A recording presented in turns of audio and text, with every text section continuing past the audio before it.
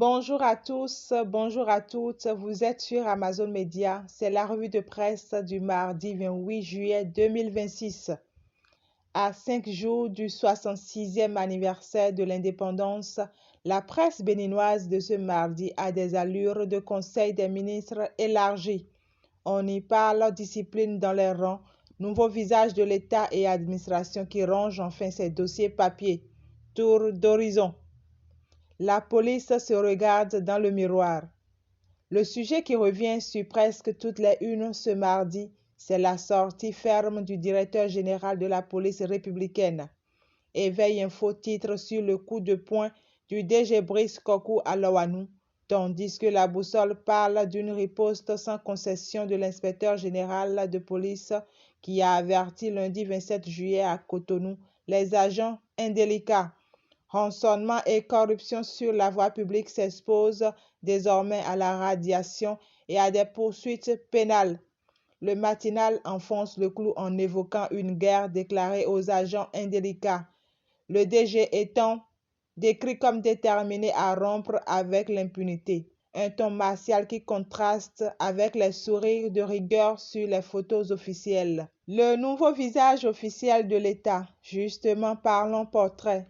L'informateur dévoile en exclusivité la photo officielle de son Excellence Romuald Wardani, appelé à remplacer celle de l'ancien chef de l'État Patrice Talon dans les ministères et administrations. Une mise à jour murale qui tombe à point nommé 5 jours avant la célébration du 1er août, comme si le pays changeait de décor avant de recevoir ses invités. L'administration déclare la guerre au papier. Toujours côté modernisation, la boussole annonce que le gouvernement déclare la guerre au papier, une dématérialisation des documents administratifs présentés comme un pas vers le leadership ouest-africain en administration électronique. Décryptage Info précise l'origine du mouvement. Une circulaire interministérielle du 24 juillet 2026 portée par Rodrigue Chaou, ministre délégué chargé du budget en collaboration avec le ministère de la Transformation digitale. Fraternité complète le tableau en présentant cette réforme comme un levier d'économie budgétaire et de transition écologique. Voilà le vieux dicton, les paroles s'envolent, les écrits restent sérieusement mis à l'épreuve. Un Sénat pour calmer le jeu. Côté institution, Diakwata revient sur l'entrée en fonction du Sénat béninois prévue le 30 juillet 2026, né de la réforme constitutionnelle de novembre 2025. Le journal y voit une institution pensée pour fédérer opposition et mouvance autour de la cohésion nationale, un pari qu'il faudra observer sur la durée avant de crier victoire. Un nouveau capitaine pour l'ODEM. Dans le monde des médias, le journaliste Tanguy Agoy a été élu nouveau président de l'ODEM. Dabarou et Diakwata saluent l'élection, mais Éveil Info tempère l'enthousiasme en titrant sur l'immense défi qu'il attend. Une manière élégante de lui souhaiter bon courage plutôt que bonne chance. Cotonou se prépare à défiler. À l'approche du 1er août, Fraternité et le matinal annoncent des restrictions de circulation et des déviations sur plusieurs axes stratégiques de Cotonou pour le 66e anniversaire de l'indépendance. Matin Libre, de son côté, préfère filer la métaphore botanique avec un titre sur la marina qui brille quand l'étoile rouge s'efface.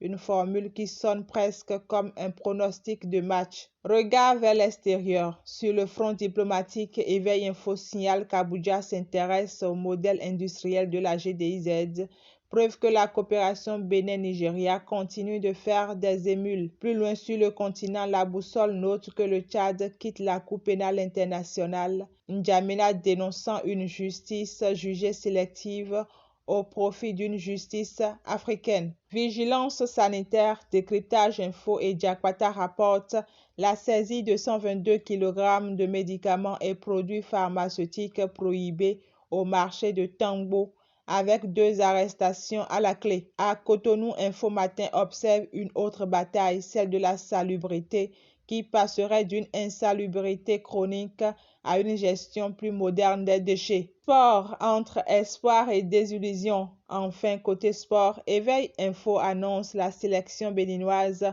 pour la Youth Nation League U23 à Monachir, pendant qu'Info Matin refroidit un peu l'ambiance avec une déconvenue face à la Côte d'Ivoire au tournoi qualificatif UFOA B U20. De quoi rappeler qu'entre les unes politiques et les unes sportives, l'espoir béninois change vite de terrain. Ce n'est pas l'arbre qui tombe qui fait le bruit, c'est la forêt qui se tait. Une actualité, en tout cas, qui ne manque pas de bruit sur la une comme sur le terrain. C'est la fin de cette revue de presse.